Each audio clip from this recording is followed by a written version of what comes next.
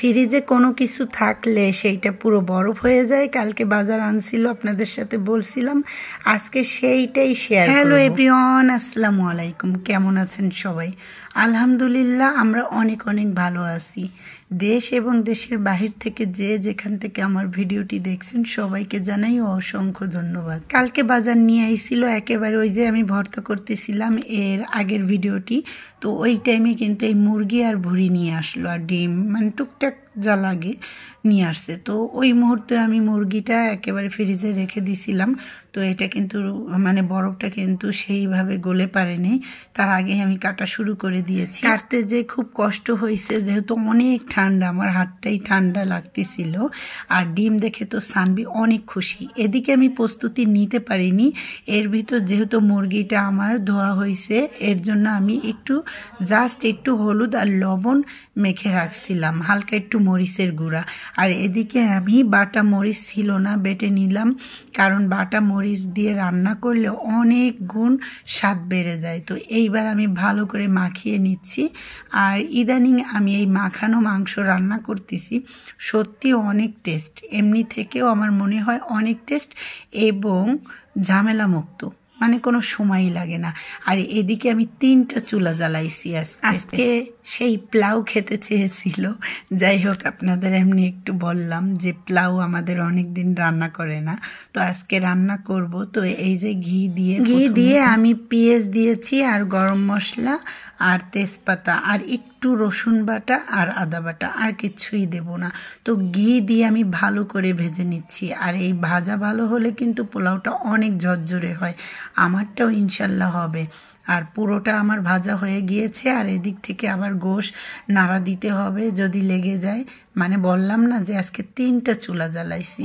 আর এক চুলায় কি রান্না করতেছি দেখেন।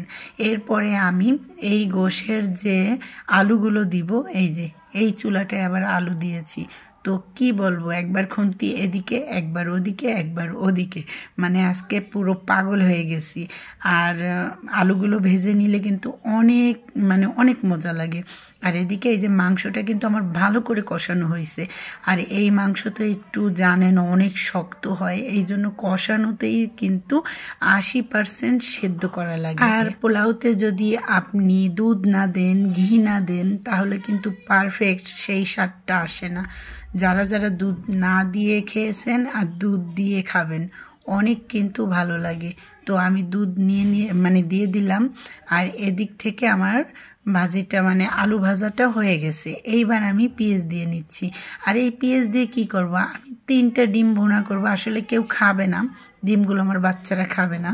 তারপর আমাদের একটু মনে হইলো যে পোলাও দিয়ে একটু ডিম খেতে ভালোই লাগে, এই জন্য আমি 3টা ডিম রান্না করে নিচ্ছি। আর এই যে লাস্টে আবার একটু ঘি দিয়ে ভালো করে নাড়াচাড়া করে নিচ্ছি। আর দেখতেই পাচ্ছেন যে পোলাওটা কত সুন্দর ঝরঝরা হয়েছে। এইবার আমি বেরেস্তা করা ছিল, বেরেস্তাটাও খুব সুন্দর হয়েছে, পোলাওর উপর দিয়ে নিলাম। আর এদিকে গরম পানি করা ছিল, এই গরম পানিটা পুরো আমি মুরগিটাই দিয়ে নিচ্ছি। আর ফোড়ানিটা আমি বেটে নিব এর ফাঁকে। এইবার ওই যে মুরগির যে ডিম ছিল সেইটাও ভেজে নিলাম, সানবিকে এই ফাঁকে দিয়ে আসবো। আর এতটা যে শুক্রবারে এত টাইম বাজে, কখন যে টাইম চলে যায় আমি জানি না। শুক্রবার হোক যেদিনই হোক, কারণ এখন বেলা ছোট এই জন্য। আর এখানে টমেটো দিয়ে আর আমি ডিম ভুনা করে নিচ্ছি। আর ওই যে ফোড়ানিটা করা ছিল সেইটা আমি মুরগিতে ভালো করে দিয়ে নিচ্ছি আর ভালো করে মিক্সড করে। আসলে মাংস রান্নার পরে যে যেমনটা দেয়, আমি ফোড়ানি দিই, অনেক সময় গুঁড়ো করে দিই, তো যার যেমনটা পছন্দ। এই যে আমার কিন্তু মুরগিটা রান্না হয়ে গিয়েছে। আর আজকে বিরিয়ানি রান্না করতে চাইলাম, যেহেতু গরুর মাংস নাই, বাজারে গিয়েছিল, তারপরও অনেক দেরি হয়েছে এই জন্য পায় নাই। তো মুরগিটা যেহেতু কালকে আনছে এই জন্য রান্না করলাম না। আর এই যে উপর থেকে আমি বেরেস্তা দিয়ে নিচ্ছি। আর ওরা নামাজ পড়ে সবাই বাসায় চলে আইছে, এখন ওদের খেতে দিই। আজ এই পর্যন্তই, সবাই ভালো থাকবেন, আল্লাহ হাফেজ, আসসালামু আলাইকুম।